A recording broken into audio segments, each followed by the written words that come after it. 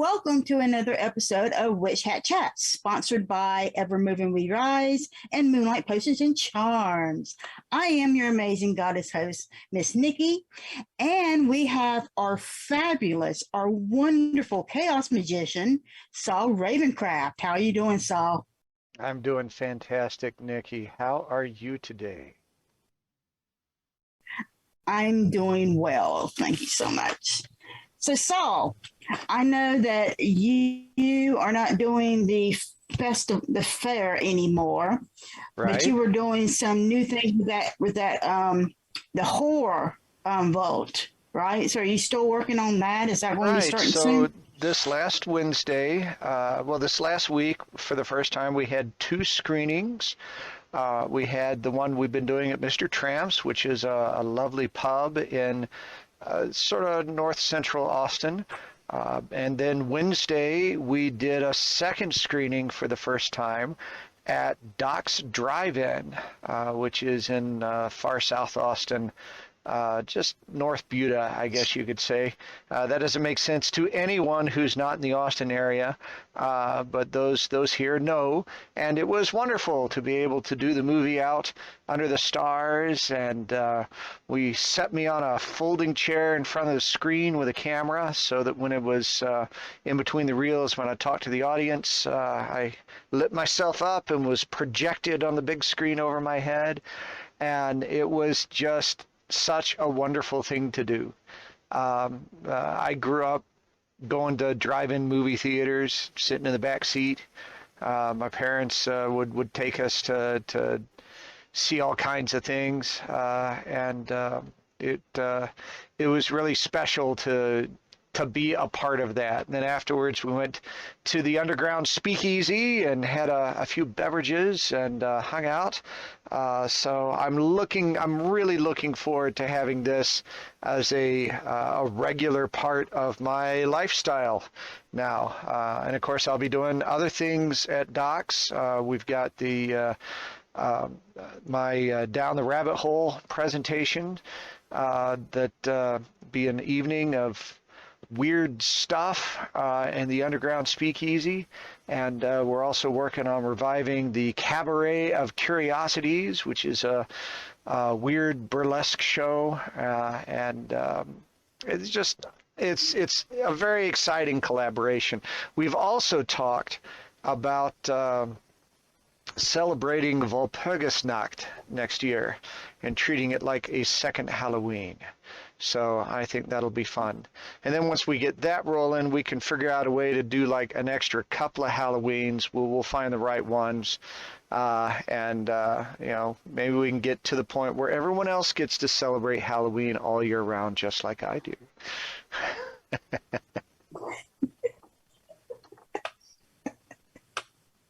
Oh, good, good. I wish I could be down there and go check that out. Well, we'll get you down here sometime.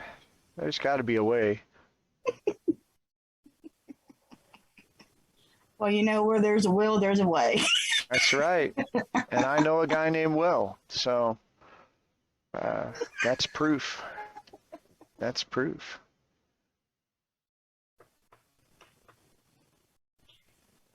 Well, we were able to find a cat that we have been looking for over a week yesterday, and or actually on Mother's Day, and got that cat into a good foster home. And so I'm very proud of that. And our kittens are going to be going to the ASPCA to go to foster homes today. So I'm looking forward to being able to catch those little ones and making sure that they have good homes.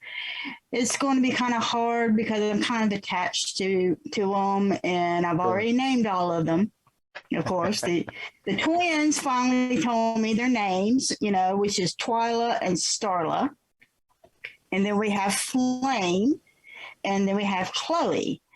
So, yep, all of them are going to be going, and but we just can't feed any more cats, and plus they'll be able to get spayed and everything like that because they're all girls. Right. So I'm kind of looking forward to doing that right after the show, and I'm getting all excited for that. And then You want to know what our divination reading is for today? I always want to know that. All right, for those of you who have just tuned in, I drink a tea from Yogi called Positive Energy Tea. It's very, very good. And it always comes with a little intention. And so today's intention is greatness is measured by your gifts, not your possessions. So what do you think that means, Saul? Well, that's got to be wrong because it's all about your stuff, right? A lot of people think so. No, actually, it's as it turns out, he who dies with the most toys dies. That's the way it is. Yeah, unlike the Egyptians and the Chinese believe that you can, put that stuff with you in your tomb and you can take it to the next life. You can't do that. I'm sorry, it's still here. We dig it up millions of years later and we'll look at this junk. Although, to be fair, that thinking was a few thousand years ago, so there has been evolution of thought there. But talking about the divination, our culture today is very much based on consuming, right? You have to buy new things. Things are built in such a way that they're not repairable, they're replaceable, and so the accumulation of things, the shopping, the buying every day is just part of how our culture works. And we saw during COVID, when people weren't necessarily able to go shop every day, that it smacked our economy. It really demonstrated how much we are into that, and it's obviously counter to what we talk about as being our spiritual path, and yet, how many little things do we get to support our craft? And we got to have the right candles and the right herbs and the right crystals and all of that sort of thing. And I don't know.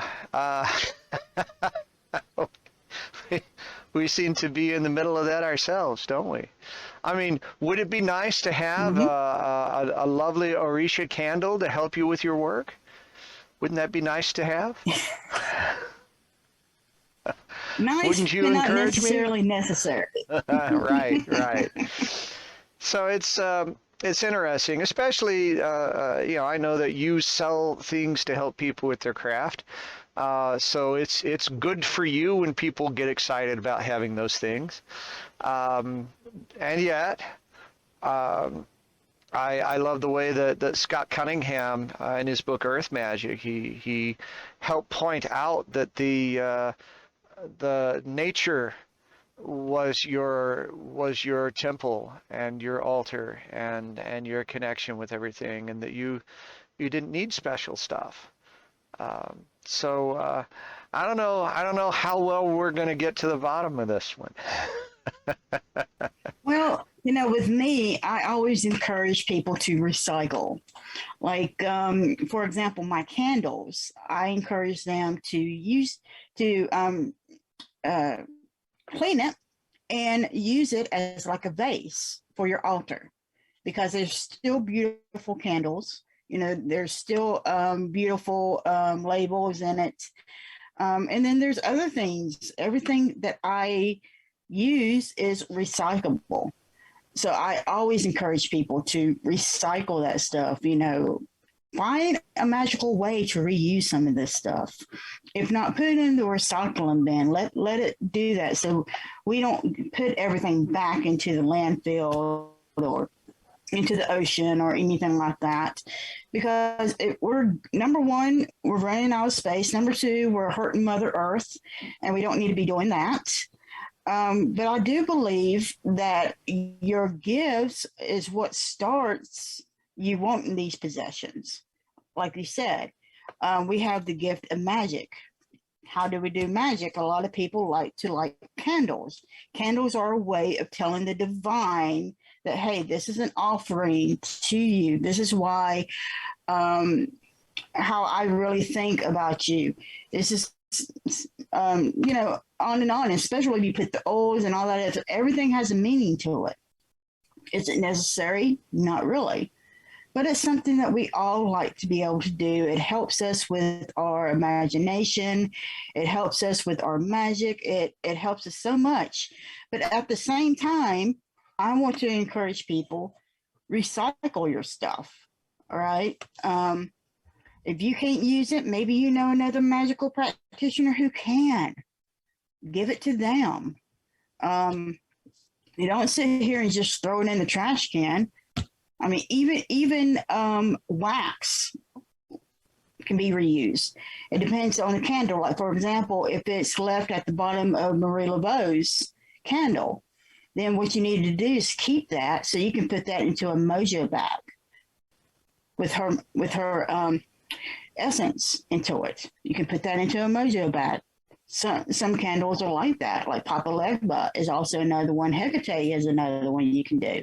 And to get wax out of a candle, glass candle, it's easy. Just put the damn thing in the freezer, freeze it, and then get it out with a knife. No big deal.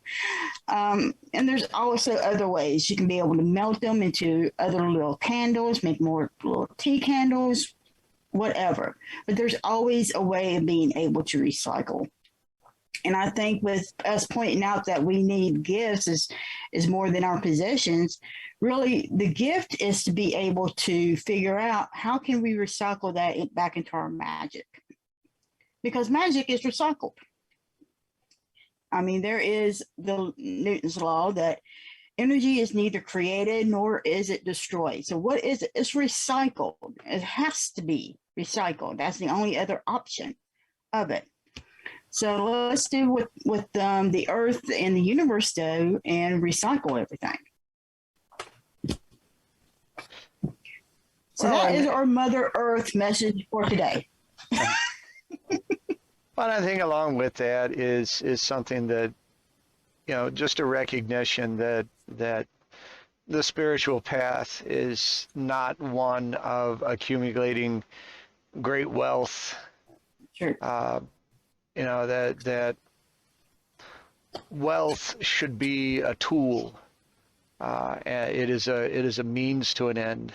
And, we've talked before about intention and, is your intention for the money to pay the bills so that you always need bills to consume the money, or is your money for the money is your intention for the things that you want to manifest?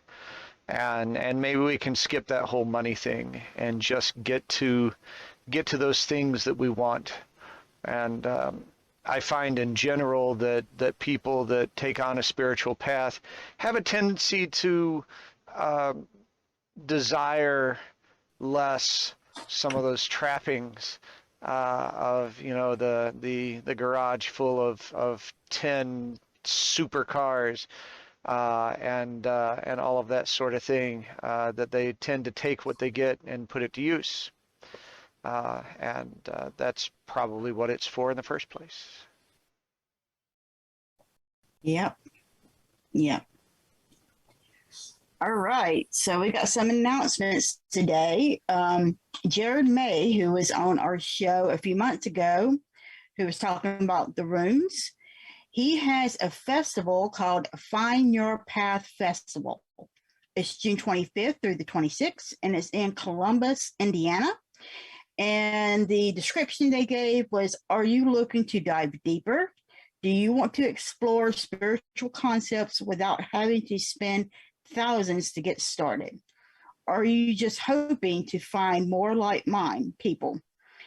You are in the right moment to begin your life's journey. So all of that information is in our summary. So Saul, I know you've got some many things that you're doing. So what you up to? Well, so we talked about the things that are going on with Doc's Drive-In, and looking forward to that. I'm still continuing to do things with Curia Arcanum's House of Curiosities. But one thing that has happened interestingly is an increase in some of the consultations that I do with people. I do readings and pretty much just whatever people are looking for on helping them to work through what they're doing, to empower themselves, to get to the other side of obstacles that are going on right now. And I try to be pretty free form with that sort of thing. We look at the astrology of a person and acknowledge some of those kinds of things. I'll draw upon numerology or cards or sigils or spell work or whatever it is that people are trying to accomplish. And it's funny, for quite a while that space seemed to be fairly empty, and suddenly I've had people reaching out looking for help. And actually, it's funny, the last two people, completely separate situations, completely separate people. I said, what is it that drew you toward me? What is it that you're looking to get out of this? And they said, clarity. So interesting that that was where both of them came from there. And I think we did find some level of clarity. Of course, I can't do anything for you. I can't do a damn thing for you. You always have to find your own power there. But what I can do is maybe help clear away some of that clutter and get you to focus on the strengths that you do have and making use of them. And I feel like we've been doing that lately. So it's just, I mean, I've been putting it out there that that's something I want to do. It's funny how when you put something out there and then it starts happening, how that confuses you. But anyone that's interested in coming down the rabbit hole with me, we'll do that. And I use the same setup that I do here on Witch Hat Chats. I've got a nice little studio set up where I can show the table. And it's very much like just sitting across from me, but we can do it from anywhere in the world. So that's more and more of a thing now. Weird. Now you've always got a ton of stuff going on. What's up with you, Nikki? All right. So with Moonlight Potions and Charms, we are absolutely thrilled because we are an Etsy star seller. And that takes an absolute lot to be able to do. You have to have these amazing 5-star reviews that we've got. We've got 5-star reviews for excellent products, amazing services, and very fast shipping. Most of the time, our shipping is usually within 24 hours. A lot of times, it's the very same day that we do it. So I want to let you guys know that. And even Dorothy Morrison, she is in love with our Marie Laveau Altar on the Go. She says, I'm in love with it. The Marie Laveau Altar on the Go is absolutely amazing and jam-packed with everything one could possibly need, no matter what sort of magic they're planning. Kudos on a great product.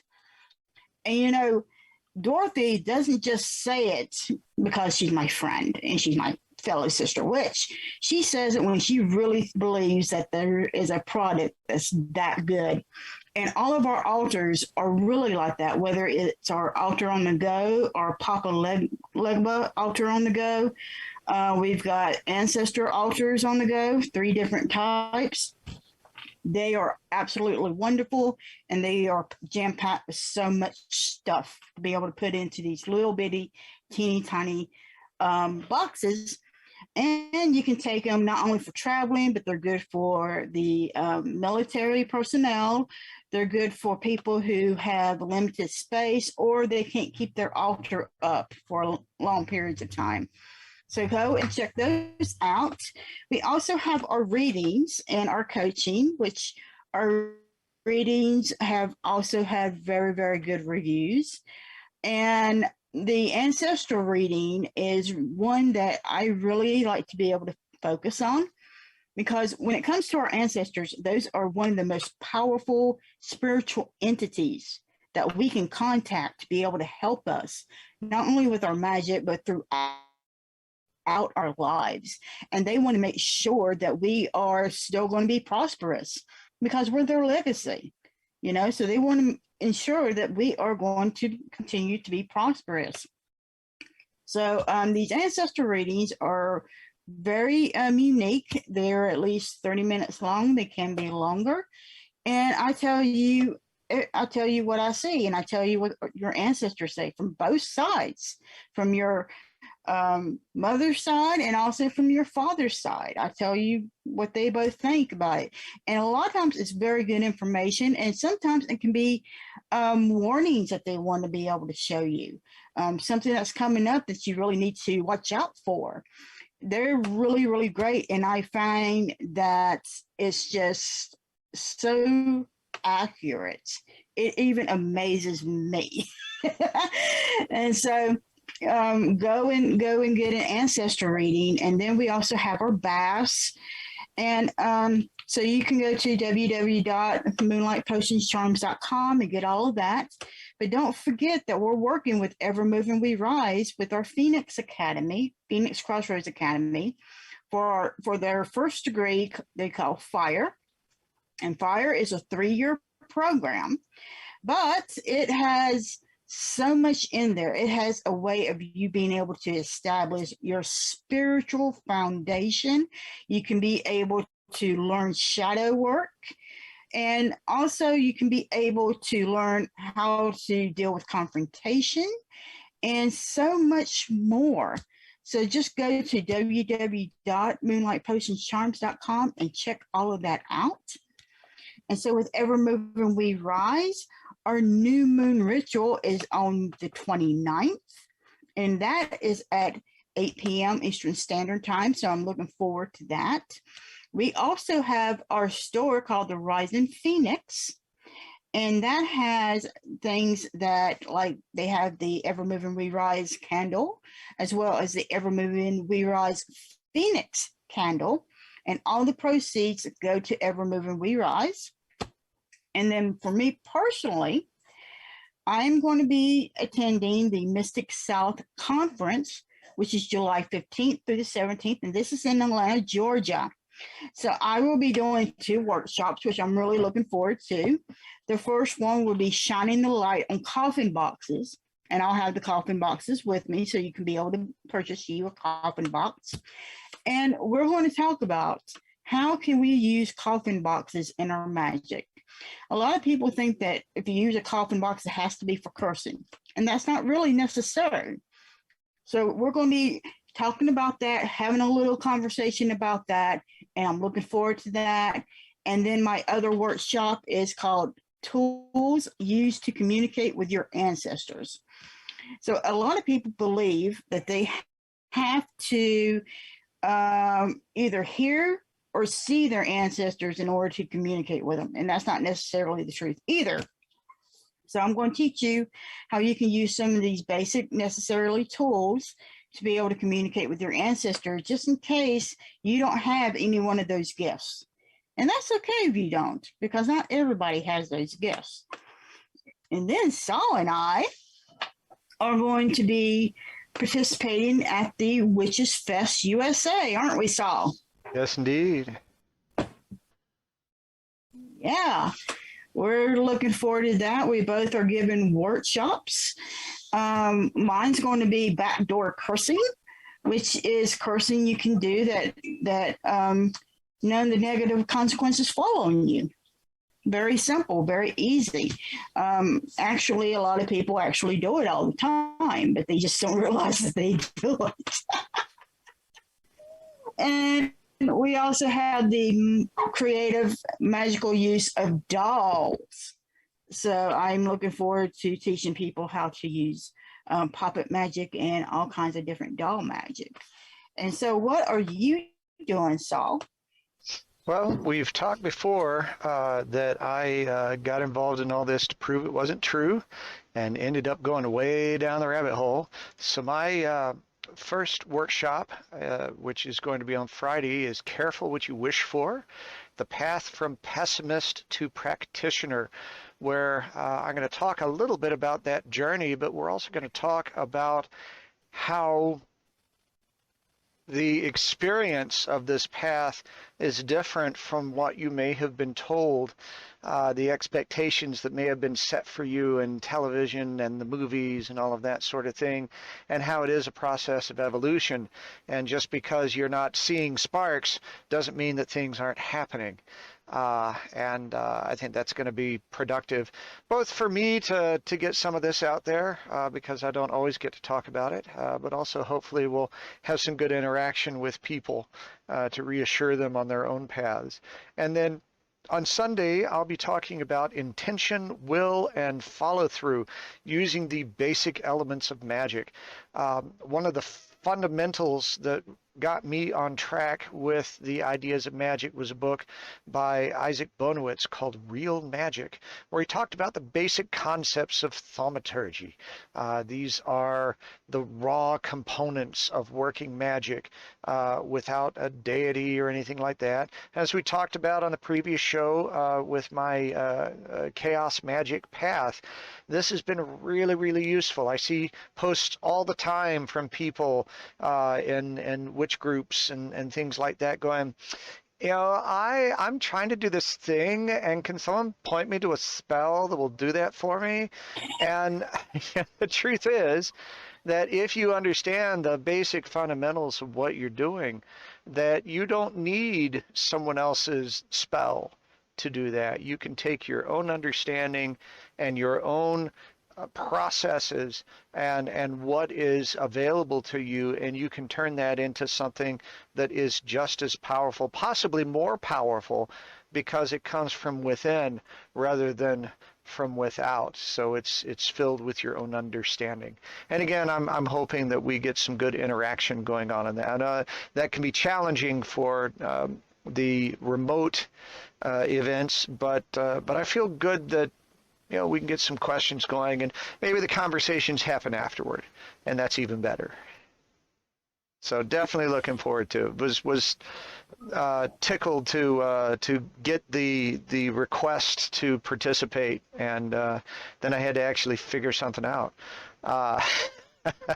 Because I don't often get invited to this sort of stuff yet. Maybe like the consultations, it's all bubbling up. Yep, indeed. And we also have a ticket each that we are going to have a raffle on. Yes. So we'll be posting about that on our Facebook page. And basically, you go, you sign up, and then we're going to have our drawing the time when Star is here to talk about Witchsfest. Right. You'll see the link to sign up for that in the resources as well. So just click on it, sign up. It's just one-time thing. It's not something where you put in multiple tickets. You sign up, you get your chance, and we'll like she said, we'll do that drawing live with Star right here. So it'll be great. And 2 lucky people will join us for this event, and the rest of you will buy tickets. Yep. And that'll be good too. Yes. All right. So, do you think it's time to bring our guest host on? You betcha. Awesome. So, this guest host is at the core of her own tradition entitled Fiber Magick, a spiritual path for the crafter. She is an ordained minister through the Moon Path Circle and an elder in the Pagan community. She is the author of the book Fiber Magick, and we are proud to present Opal Luna. How you doing, Opal? I'm doing very well. Thank you. It's a pleasure to be here. Thank you. So, how did you come up with this new tradition? It kind of evolved when I was first learning witchcraft itself. So, go way back in history. I was taught to crochet by my granny when I was 8 years old. And I always felt that it was comfort and escape, something that I enjoyed doing and forgetting about the rest of the world at 8 years old, because I had so much stress back then, I did. I had 8-year-old stress. But as I grew up and I started learning witchcraft, I naturally gravitated towards candle magic and kitchen witchery, where you stir the pot and add the herbs and oils. And I realized that I was doing the same thing when I was setting out a project to crochet, because you look at all the colors and one jumps out at you, and there's a purpose for what you're making. So that's your intention. And I thought, well, we could go farther with this. We could anoint the end of that yarn with a little oil, a little lavender if it's meant to calm a baby, and we could hold that intention intentionally, because your energy is going to get into what you're making, whether you want it to or not. And so why not do it deliberately and create magical items, even out of mundane things like a washcloth? Now you have a power cloth that you can use in your bath ritual, and it just started making so much sense that one day I said, you know what, I'm going to collect all these notebooks that I've been writing in over the years, and I'm going to put it all together, and I'm going to see if it really creates something substantial. And so, of course, I went to a dear friend of mine, Sandra Richardson, who has since crossed the veil, and I asked her to read for me and asked her, please, do I have enough here to make something out of? And she did her thing and she goes, oh, yes. She says, yes, you do. It's going to take some work. And you're going to have some bumps along the road, but you have something here. Go with it. And so that's what I did. I never looked back, and I'm so happy with how it turned out. I self-published first, and Llewellyn read that book and offered me a contract, and I couldn't feel more blessed. It really has, like Saul was saying, it just started bubbling, like a little bubble at first, like a little simmer, and then it started boiling, and your cauldron's on the fire. Nice. I'm happy that you're going to start celebrating Walpurgisnacht. Our Beltane always includes Walpurgisnacht down here in South Florida. We have a member of our group is a Germanic Norse tradition, and so she leads us in Walpurgisnacht every year, and Krampusnacht too later on in the year. So that's the long road that I traveled to end up creating a path for Fiber Magick. And I don't think it's anything new, because women have been the ones that have taken care of the needlework and the household women's work, for forever. And that focus and that quiet time, I'm sure led to many spells, many best wishes. It crosses all spiritualities. It's just a human nature, because you want to, keep your family fed and healthy, and alive, and that's how they had to do it at that time, by creating everything themselves. So it went right hand in hand. Folk magic and folk medicine and folk arts are three pieces of the whole, in my way of thinking. Well, it does make sense because, like you said, they have to make everything, even their clothing, they had to make the things that cover the bed, the blankets, stuff like that. And it does make sense. And the thing about it is, I think it's a really great book because it shows people how they can do what Byron and I call field magic.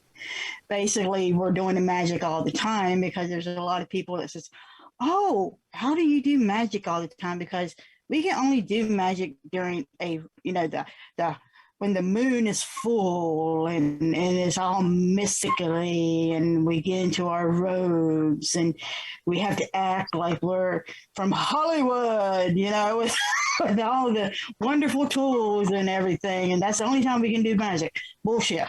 Okay. Yep. Don't get me wrong. I love some ceremonial magic. I can put on a show. I can put on a show when I need to.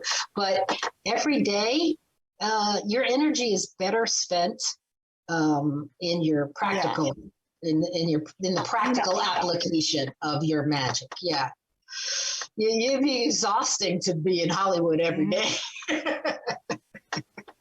Sometimes I just want to sit down and relax, have a nice cup of tea. So I infuse myself with the herbs first, and it might be the same herbs that I'm going to put in this poppet.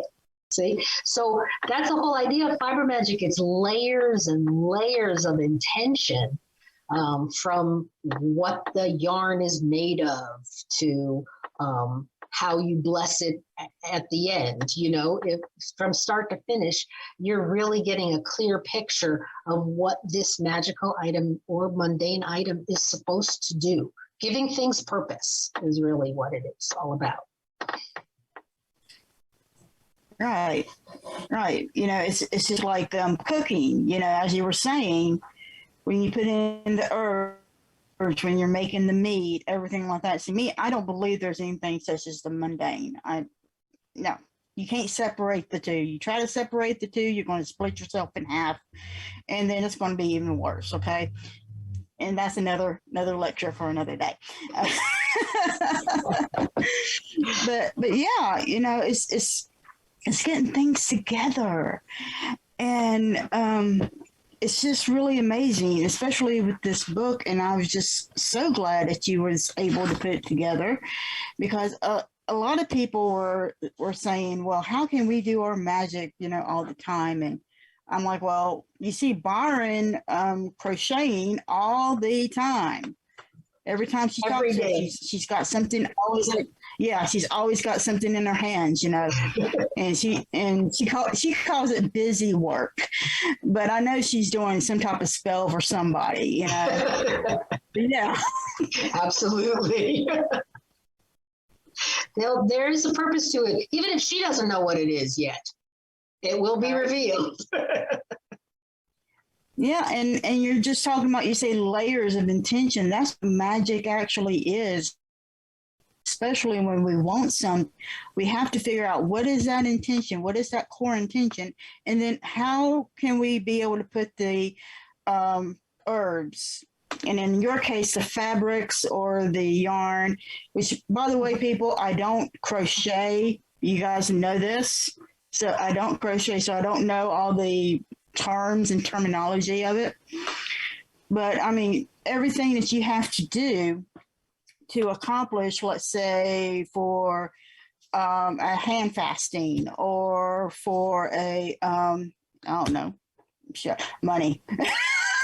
Everybody loves money, right? Right. Well, I also think that that's very important to have variety in your magic too. So in the book, I have assigned an element to each basic crochet stitch, and various things, so that, everything that you make for money doesn't have to be green. Everything you make with the element of fire doesn't have to be red. So it really, it's a learning curve, and actually it's a foundation that then fiber magicians, that's what we call ourselves, can then build on, because a lot of it is how you feel about it. Do you feel that yellow should be in the east or the west or the south, or where do you put it? It's not me. It's not important what I think. It's important what the crafter thinks, and that energy that they put into it. It's just like when you try for people, and it's not my spirituality that's going to heal them, it's theirs. So they may be praying to Buddha, to Jesus, to whoever is important to them. That's what's important, not me. So when you're doing something like a healing puppet or a prayer shawl, you have to keep that other person in mind. So you have to have an open mind when you're doing something like that. And so it's good to have a lot of different ways to express that intention, so that the recipient can accept it and use it the way that it will be successful, if you get what I mean. So if it might be an herb, it might be a crystal, it might be a prayer, it might be a devotion to a certain deity, whatever it is, then you can use that mix and create your own little brew that becomes manifests into a physical object.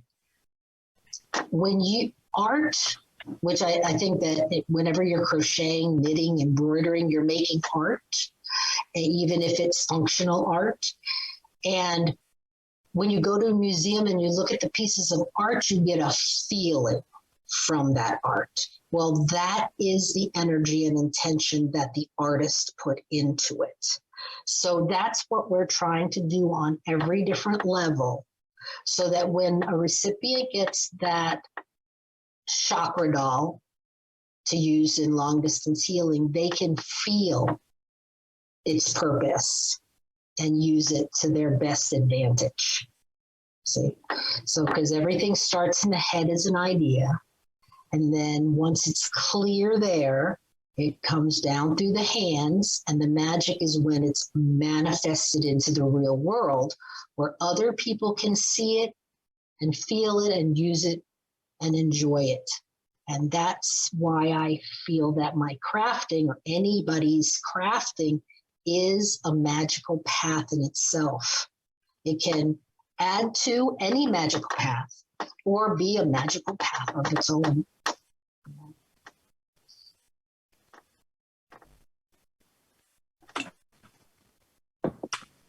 And you don't have to be a great artist.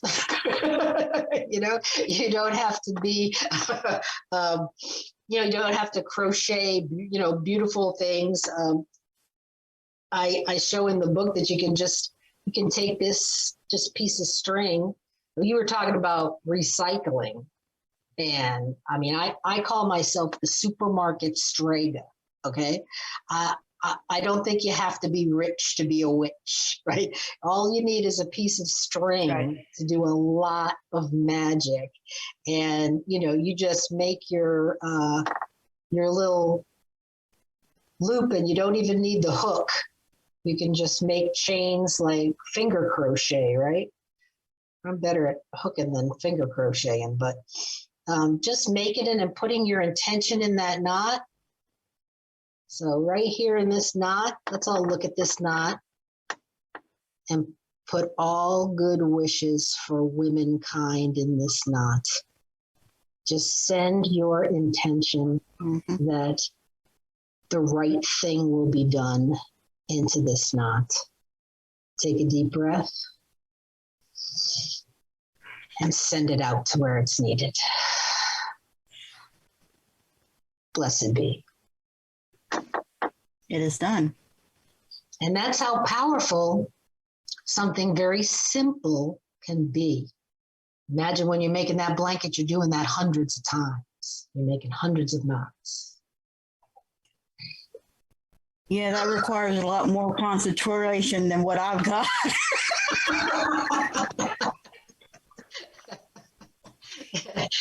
Like after a few, I'm like, oh shit, I gotta take a break.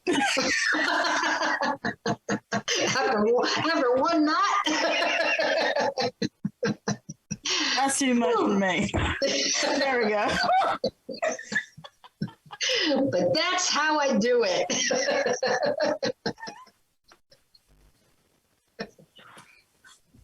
Yeah, I really like the book. Like I said, I'm not into it, but you know, for people who are into this or who you want to be into this, she talks about not only the trade and about the colors, but you also show people who don't know people like me, who have no clue on how to use a hook or how to use, you know, any type of weavery. I mean, I've done knot magic, you know, in the past, but you go a lot further into it, and you have not only demonstrations and graphs and stuff, but they've got these pretty let me see here, let me grab one of these nice little things here if I can find one that I really liked.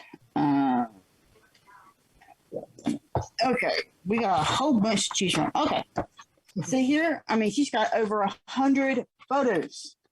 Look at that. That is beautiful. Isn't she beautiful? Llewellyn did a wonderful job. I made all that stuff and sent it up in a big box, and they took all those beautiful photographs. Yep, and she tells you how to read her patterns. You know, you don't make the assumption that people automatically know this stuff, which is great, because a lot of in any type of craft that you go into, whether it's sewing, crochet, or something like that, people just automatically assume you know how to tie the knot to get it going, and then you know how to do all of this, and it's like, no, not everybody knows that. So with that, we need to go to our commercial. So Saul, we're going to do something kind of new from now on. We're going to talk about our sponsors. And our sponsors are Evermoving We Rise and Moonlight Potions and Charms, in which they're both great, great companies and organizations. And the thing with Evermoving We Rise is that our phrase is, we don't fit in the box. And we say that because we don't. Everything we do is just slightly different from everybody else. And that's okay. And we understand that not everybody's going to be a part of that. And that's okay. But what we do want is for everybody to have their spiritual foundation to be solid, because that is what's going to get you through the bad times, the good times, the times in which, you know, your life is just turned upside down, where up is down and down is up, and you have no idea. The times in when you follow Saul down into the little rabbit hole, you know. Absolutely. I had to say that. We do encourage everybody to look up they're a great organization. Yeah. Look up Evermoving We Rise. We got them in the summary. Moonlight Potions and Charms also offers a lot of great services as far as our readings and our coachings. And you can even have me to do a personal coaching for you, or a reading for you, or even something beyond that. So all of my products are made by me, and they're also, I'll go ahead and tell you something, they're full of intention, just like what we're talking about with the Fiber Magick. Everything I do is got 100% intention into it. and they work. I've gotten so many reviews where they work, and it's like, yay, good. It worked. That's what I wanted to know. It worked. So I've got a lot of people that's coming back. So look at moonlightpotionsandcharms.com as well. And then, with Chat Chats, Saul and I are available for consultations. We're available for Zoom parties. I know Saul looks really good on Zoom, and I look absolutely fabulous. So, let us know. And so just go ahead and check out our sponsors and enjoy. We are all magical beings. As a solitary magical practitioner, you can grow and develop yourself independently.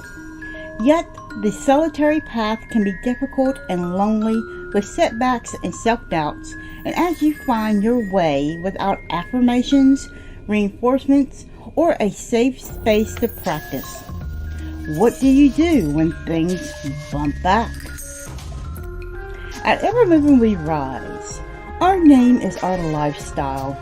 We realize that everyone's spiritual journey is extremely personal, but more easily traveled with reinforcement. We teach you to understand and use the magical tools at your fingertips, while being upheld and developing personal responsibility for your own spirituality. We have a safe space to practice and learn as you master your craft. When situations bump back, you will have the entire community behind you, as we are a magical family who work to sustain each other. Discover the benefits of working within a society dedicated to helping you grow on your personal path. Start today. Visit us at our website, Linktree, or Facebook page, and discover why we don't fit in the box. Have you heard? People are raving about Moonlight Potions and Charms with 5-star reviews. 5 stars for excellent products, amazing services, and fast shipping. We are an Etsy star seller. Listen to some of our reviews. Author and owner of Wicked Witch Studios, Dorothy Morrison said, "I'm in love. The Marie Laveau Altar on the Go is absolutely amazing and jam-packed with everything one could possibly need, no matter what sort of magic they're planning. Kudos on a great product." Jess said, "Absolutely love the Papa Legba prayer candle. I've been hunting for a good Papa Legba candle forever with zero success, and I adore this one." High Priestess said, "Adorable wooden coffins. Can't wait to use them." And Angelica said about our ancestor oil, "Exceeded my expectations. Packaged with love and smells amazing. Definitely recommending and buying again." Make sure to check out our Bubbling Cauldron Bath Bombs, available in Luck of the Irish, Lavender, and Dragon's Blood. Our magical milk baths are also available in Papa Legba Purification, White Flowers, Lucky Love, and Van Van. All are homemade and spelled with love, care, and intention. Our Happily Ever After candle line is designed with you in mind. There is so much more in our Wicked store to help you to embrace the power of your own magic. So come on in to Moonlight Potions and Charms at www.moonlightpotionscharms.com and discover the wicked things that ignite the magical passion in you. Are you at a crossroads? Not sure which direction to go? Or do you feel powerless? Or is there another question that needs answering? At Moonlight Potions and Charms, our many services assist our clients to emerge their authentic selves and embrace the power and magic that lies within them. Many of our readings provide the clarity one needs to pursue their life's destiny. Our soulful readings assist one to discover what is required to be in alignment with one's soul journey. Our tarot readings provide clarity and coaching for those who are at a crossroads in life. Our animal medicine readings show what our animal brothers and sisters can teach you about yourself and your life. Unsure where to start your shadow work? Book a shadow reading. There is so much more in our Wicked store, so visit us at www.moonlightpotionscharms.com and embrace the power of your own magic. At Witch Hat Chats, we promote magical knowledge, arts, and music from all cultures. We invite you to join us as our guest to share your practice, especially if your traditions are lesser known. Email us at witchhatchats@gmail.com. Tune in every Sunday at 1 p.m. Eastern Standard Time on our Facebook page.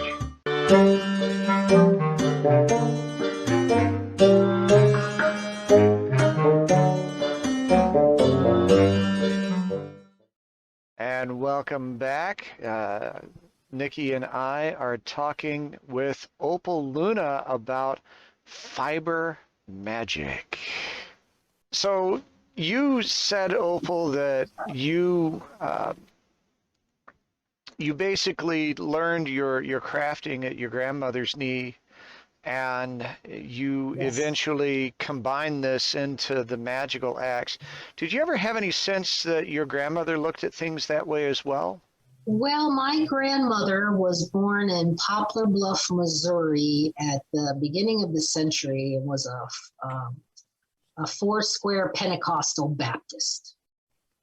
So I don't think that she claimed to be a witch, but there were a lot of superstitions. so you know, she Like what? she was a well, you know that you couldn't put shoes on the table. You couldn't live with a cat in the house. She wouldn't live with a cat in the house. There was just like some strange little things that she would always be going like if something was mentioned. Uh-huh. Good. So I think she was putting a whammy on it, but she wouldn't admit to it. How interesting. But that was never spoken about, That was never spoken about. I gravitated towards witchcraft so naturally, though. I had to get it from somewhere. Now, my father's mother was born in Italy, right above Rome in Tuscany area. So when I started looking into Italian witchcraft, and the whole Strega thing, that was the area that they were dancing around that walnut tree, So I was like, maybe back that way I picked up something, So whenever I never got to meet her in life. She died before I was born, but I have a connection to her, through ancestor work. And I think that's where I got the magic portion. So from my granny, I got the old world practical stuff. And then from my nonna, I got the spiritual, I believe. And they came together and made me. That's how that worked out. Love it. I like to think so anyway. I like to think they'd both be proud. The first thing I learned to crochet was the granny square, and I thought my granny had made it up because it was named after her, but it wasn't true.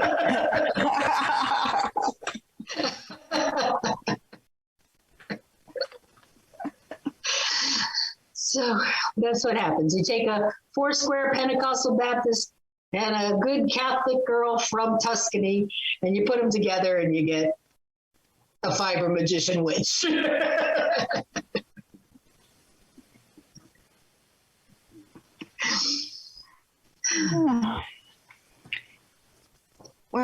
one of the good things about your book that we were saying previously is that it's got things for absolute beginners, but it also has things for the people who already know what they're doing. And you put them in order there. Yeah, it builds. I wanted to start even before, you don't even mention learning to crochet till chapter 7, Right. So you start out with the basics of knot magic, or just magic in general, and then knot magic and weaving and braiding, and then you build yourself up to be ready to learn to crochet. You can stop anywhere along that line and still add that to your magical practice. Even if, like we demonstrated before the break, even if you never get past the chain stitch, you can do magic, and you can build slowly. And what I was thinking of when I wrote the book is, you've got people that have been doing magic for years and would like to learn to crochet, or people who have been crocheting for years and never thought about doing magic with it. So you've got these two different levels, and I want to bring everybody up to the same level, big C, little c, on the same craft with the big C, craft with the little c, up to the same level. And then from there, you can take it as far as and wide as you want to. Even now, as I learn new magical practices, I'm always thinking about how I could crochet that. I took Mama Gina's Kabbalah course, and I studied the tree of life, and I created little turtles. I crocheted little turtles, and I decorated them as each Sephiroth, and I put them on the tree of life. And as I moved from one to the other, they slowly came together and met, like at the tower card. So that's how I could envision doing that path work, that they were little turtles moving along the tree of life from one lily pad to the next, crossing that divide and doing what they have to do to get to the next level. So, you're only limited by your own imagination. After you learn the basics of magic and the basics of crochet, then the sky's the limit after that, And it doesn't have to be crochet. It could be knitting, embroidery, sewing, pottery.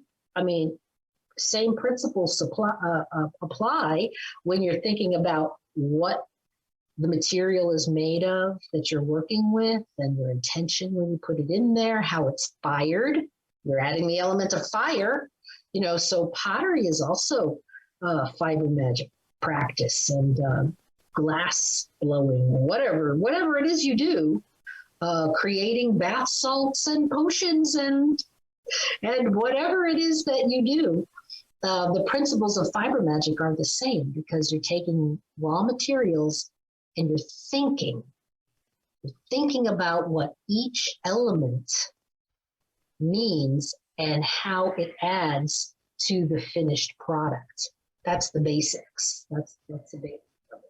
And then you're bringing that thing to life and giving it purpose, manifesting it in the real world. That's the magic. I'm going to be at Mystic South too. Oh, I'll meet you we'll be there. able to see one another. Yeah, we'll meet in person there. I'm going to do 2 workshops. I'm going to do one on magical knot tying, and another one on the fiber magic crochet. Awesome. And I'll be in the vendor's room. You going to be in the vendor's room? No, I've decided that this year I'm just going to make appearances and not be in the vendor's room. But I am going to be selling a few things at my workshops. Like, for example, the wooden coffins. People absolutely love my wooden coffins. I can't keep those things on those shelves. It's like, because you make them like with fiber magic. It's like when I'm down, to like 5 of them, I'm like, well, shit, I'm going to have to go and get some more, because I personally don't make those, but I know people who do. And it's like boom, boom, boom, boom. And the thing about it is, number one, they're so very cost effective. It's a lot easier than making your own. And that's the reason why I always tell people you don't have to make your own stuff in order for it to be magical. It's what you use it for. Because you have people out there that says, oh, I have to make everything myself. Otherwise, it doesn't have my magical abilities with it. And I'm like, you're full of shit. Okay.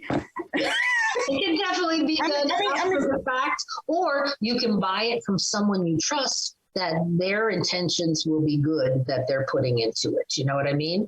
Well, even if you don't, trust them and it's something you want, you can cleanse it and place your own intention to it. It's just like with your hats. If I would buy a hat from you, no, I didn't make it myself.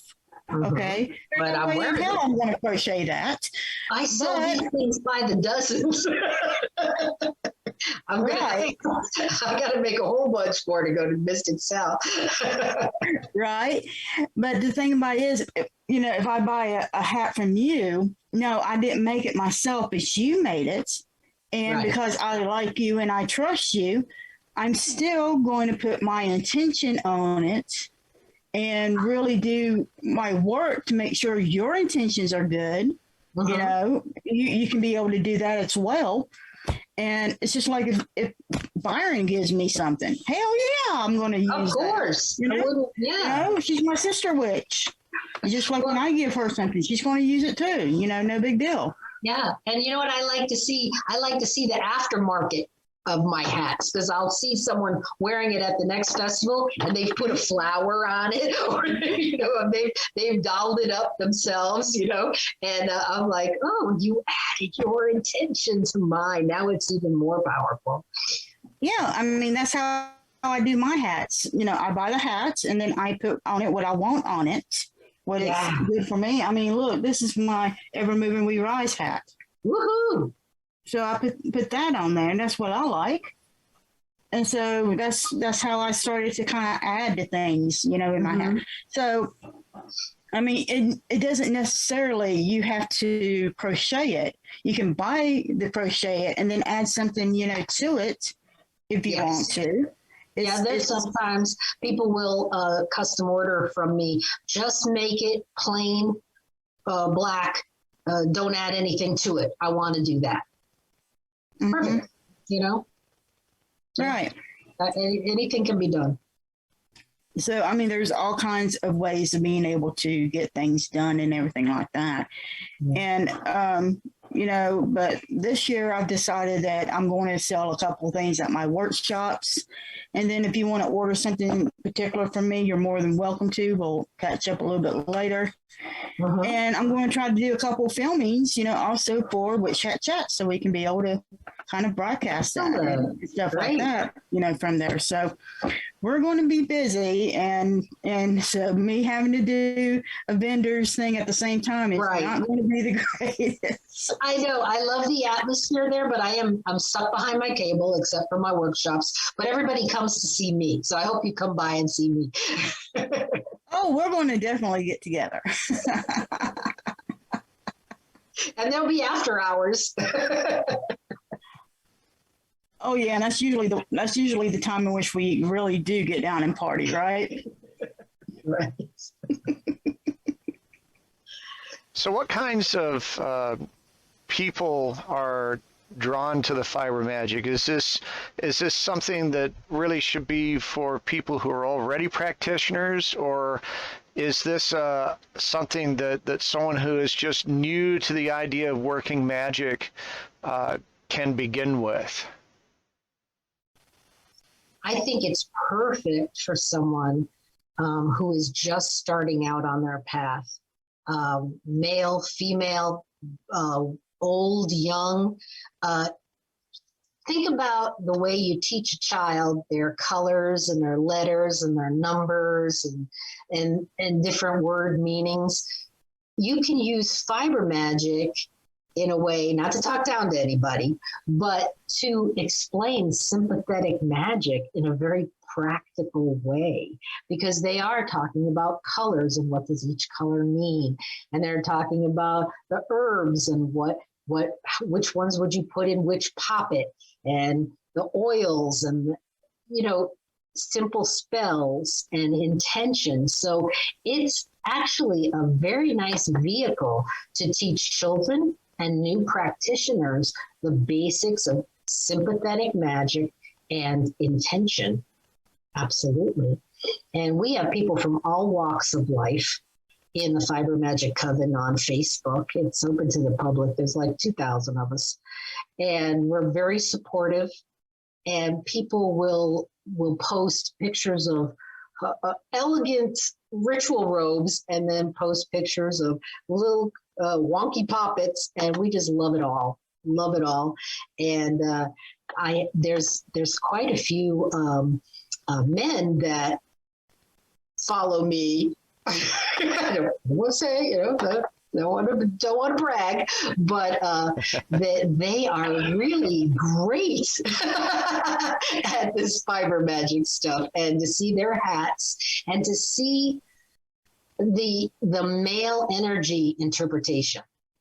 I know that we're in a time now where the patriarchy needs to go, but we also need a balance of male and female energy in everything we do.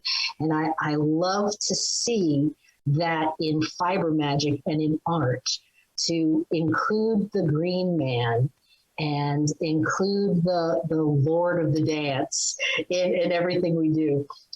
My deities close to my heart are the goddess Minerva and the god Lu. And they are the craftiest couple that you ever wanted to meet. So I love to see their energies in everybody's work. Right. Absolutely. Right. We need to figure out the path to a bothy-archy, an everyone-archy. Something that includes.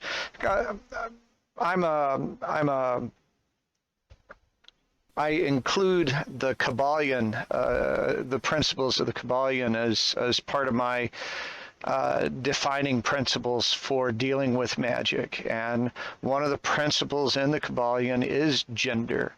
And to me, the gender, on its face, it seems obvious, but it's also incredibly mysterious.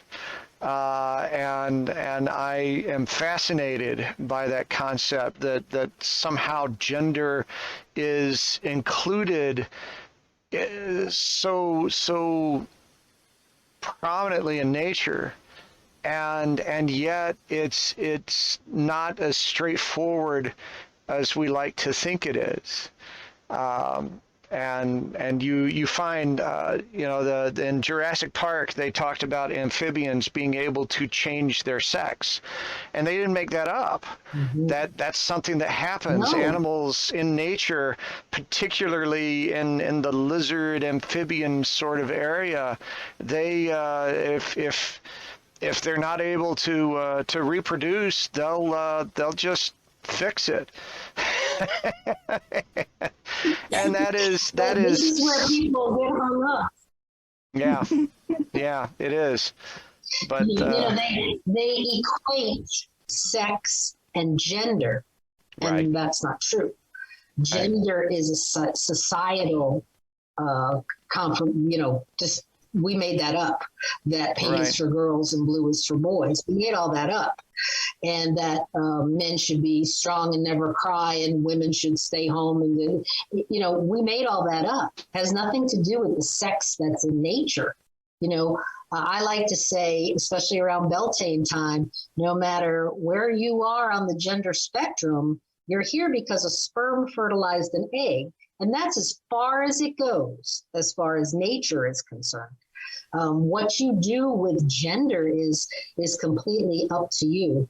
But I like to see the balance of male and female energy, which is pure. Right. It's not like I don't call something male energy just because it's got horns. Right. Right. Although, it does look kind of male when it's got horns, but Oh, female horns are cool too. I'm doing some ram horns now on hats that'll knock your socks off, and they are unisex right across the board. I wear them myself. Well, when I do things with people, the concepts of solar and lunar energy come up a lot because especially in a reading, something will be urged in a more solar direction or in a more lunar direction as to how people need to deal with things right now. And we all have male and female solar and lunar energy within us. I am half female on my mother's side. I heard somebody say that the other day, and I think that's the most wonderful, wonderful reality. I love that. You know, you're half man on your father's side. On my father's side. I'm going to use that.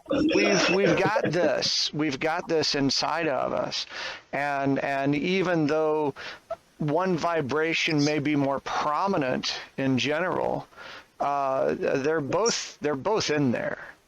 And ignoring one of them, you do that to your peril. And so, absolutely, yeah, and a lot of times the same traits will be seen differently when they're portrayed by the different sex. Someone could be powerful or bitchy.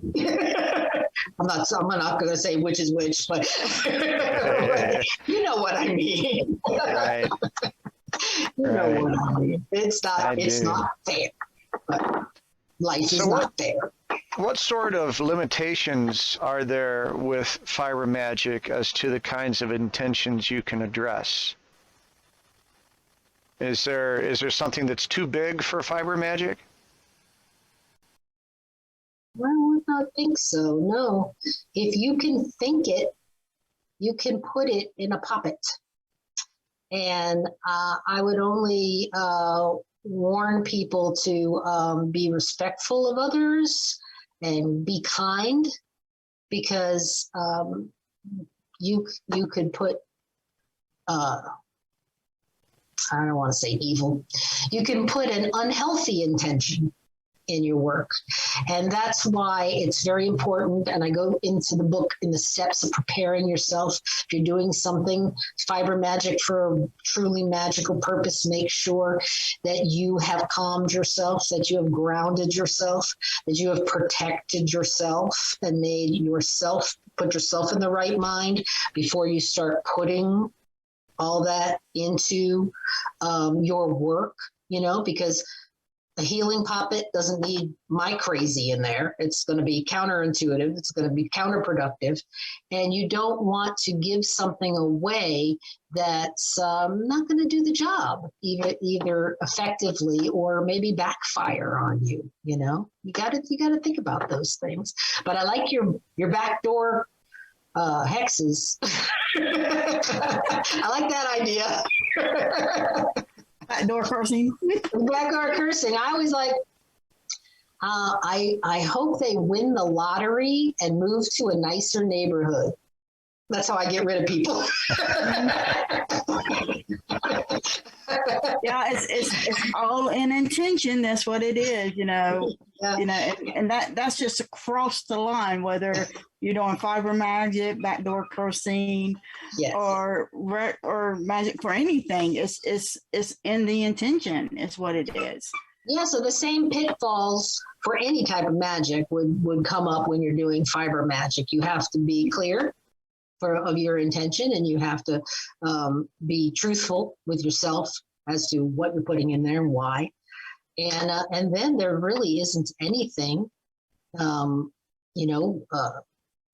I consider myself primarily a healer. I do most of my work for healing purposes.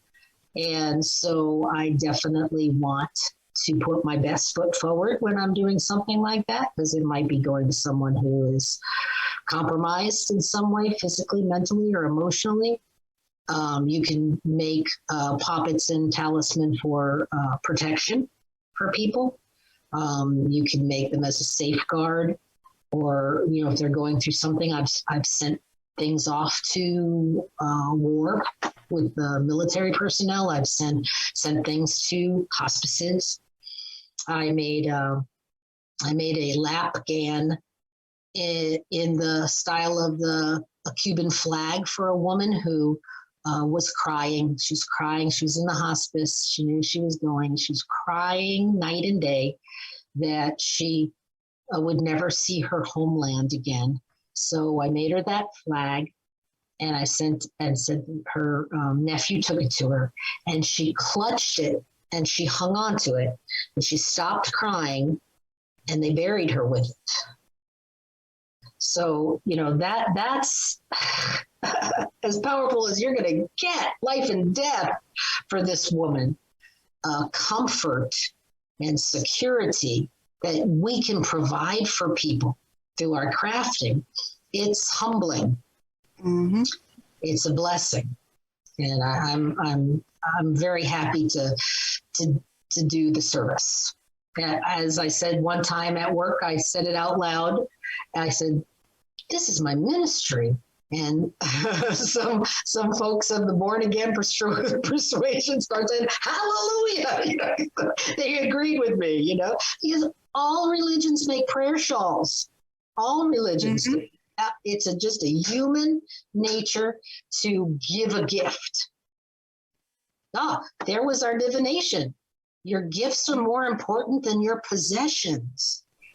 Because every time I make something for a purpose and I give it away or sell it to somebody to give to someone else or whatever, to use in some way, I keep a connection, right?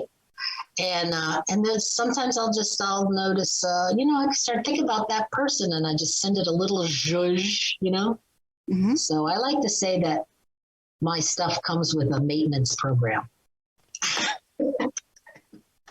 That's my ministry. Nice. Nice. Now, something that has entered into my head with this is that when you create an intention, you apply it to something like this, it feels like it has a certain kind of permanence. Your intention is literally woven into this thing. And something that I've discovered over time is that I don't always get my intention exactly right. That I'll put in a detail that should have been left out. I'll leave out a detail that should have been put in. And I have to adjust what I'm doing. Now, a lot of what I do is very much through visualization and ritual and that kind of thing. And so I'm concerned that okay, I make a cloth puppet doll, and I put this intention in it, and as it starts to work, I realize, oh, whoopsie daisy, I didn't get that quite right. So I know how I adjust that in some of my other practices. How is it possible to adjust that in Fiber Magick, or do you have to go get it back and burn it and make a new one, or how do you deal with your humanity in the practice of Fiber Magick? Everything we do is for the greater good. Now, from the beginning, when you're doing that, accept that you're only human and that you may not have all the details. So leave some of it up to the universe or whatever source that you're working, definitely. And then that connection I was just talking about that I have to the thing, if I get that feeling that something's not quite right, then I can use that connection to visualize a change, because I'm also a Reiki practitioner, and long distance Reiki is a thing, and sending out energies long distance is a thing, especially if you have a connection where we can visualize that puppet that you made, and you made it so you know it inside and out. And you suddenly realize I should have added rose petals, just will that, just make that connection, realize the mistake, acknowledge the mistake to the universe, and ask the universe to make up for it. And it will every time. because really the stitches we use, the thread we use, the herbs we use, those are just showy things that we use for our own focus because we're human and we have to have this earthly connection. We're stuck here, you know. The magic is mental and spiritual. It's out there in the ether. So it's not a big concern if you did something not quite right the first time. The universe understands. You know, it's like we go to the singing yoga classes, and the guy says, it doesn't matter if you're not pronouncing every word right. The universe understands your intention. And you know, I think about Drew Carey's Grinch when he was singing da hu do. He was like, he getting all the words wrong, but he was feeling it, you know, so just feel it. You can correct your mistakes in Fiber Magick, absolutely. And sometimes they're just happy accidents. Oh, yeah. Oh, yeah. And with that, we need to go to the witch's cabinet.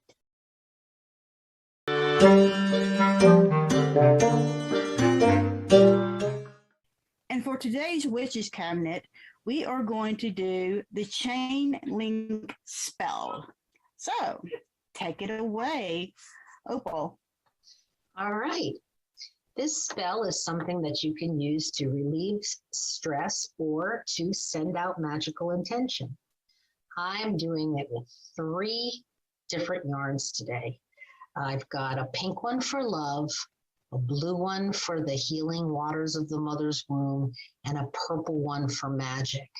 And the intention that I'd like us all to put into this yarn as I make these chains is freedom for all individuals, regardless of gender or sex, to have autonomy over their own bodies, minds, and spirituality.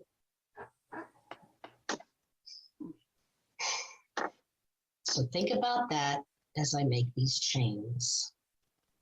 With the chain of 1, the spell has begun. Chain of 2, the intention I imbue. Chain of 3, magic I see.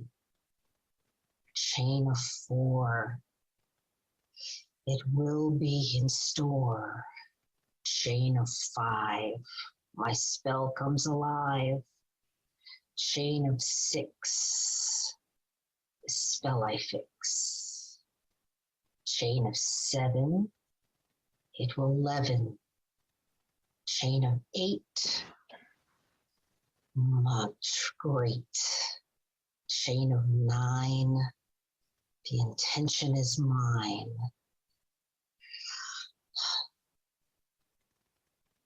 So we have 9 chains here, but hold the intention that this world will find a way to provide freedom for all individuals, physically, mentally, and spiritually. Freedom to do as they wish with their bodies. Freedom to live their lives the way they see fit. Freedom to be themselves. We're all going to take a deep breath. And on the count of 3, I'm going to pull each end and send this intention out into the universe, to the powers that be, to the people that can do something about this. Do it and show me ways that I can help. 1, 2, 3. So mote it be. It is done. And thank you, universe, for showing us the way.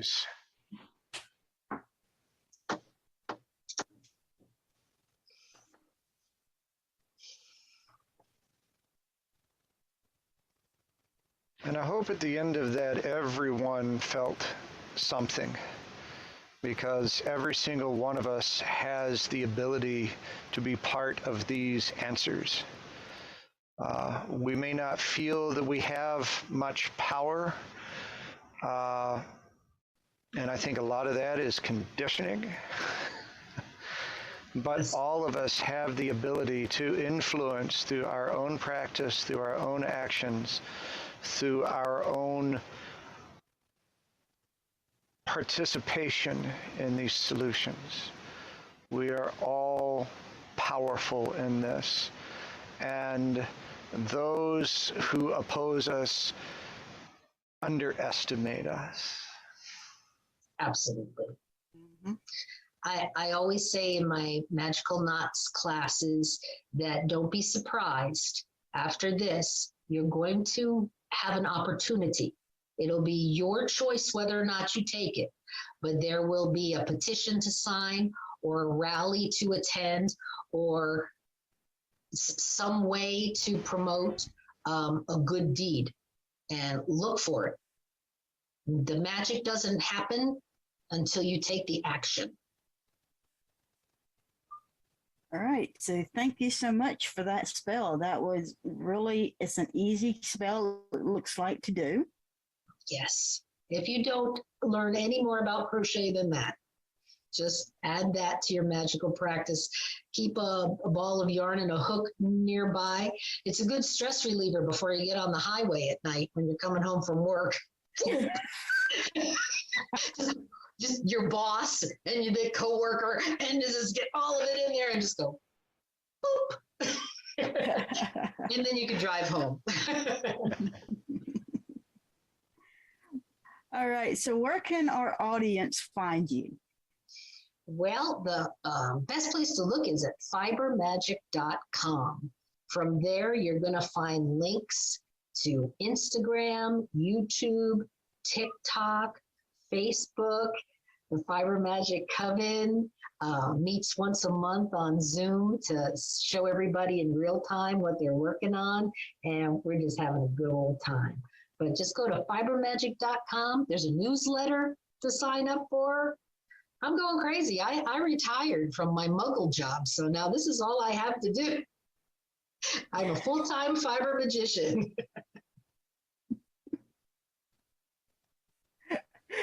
All right. Well, thank you so much for coming on to the show. We truly appreciate it, and it's been wonderful just chatting with you. My pleasure. I've had a great time. So that's all for today's show. Join us next week when Saul and I will be chatting with Heidi Halton. We want to thank our first responders, essential workers, and medical workers for all of your passion, your dedication, and what you're doing in this fight to win in this pandemic. And we truly, truly appreciate everything you do. Now, ladies, we need to keep up the fight for our rights. So do your protesting, have your talks, do your magic so we can be able to keep those rights.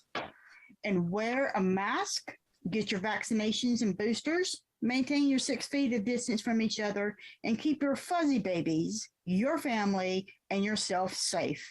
And have an absolute marvelous week. I know some people who like to chat. I think they're witches, how about that? And every Sunday at 12 o'clock. And if you're hurting, they're willing to talk. Nikki Kirby with that black stone. I agree, Evermoving We Rise. Life and soul with a beautiful mind. I give you blessings under moonlight. I know some people who like to chat. I think they're witches, how about that? And every Sunday at 12 o'clock.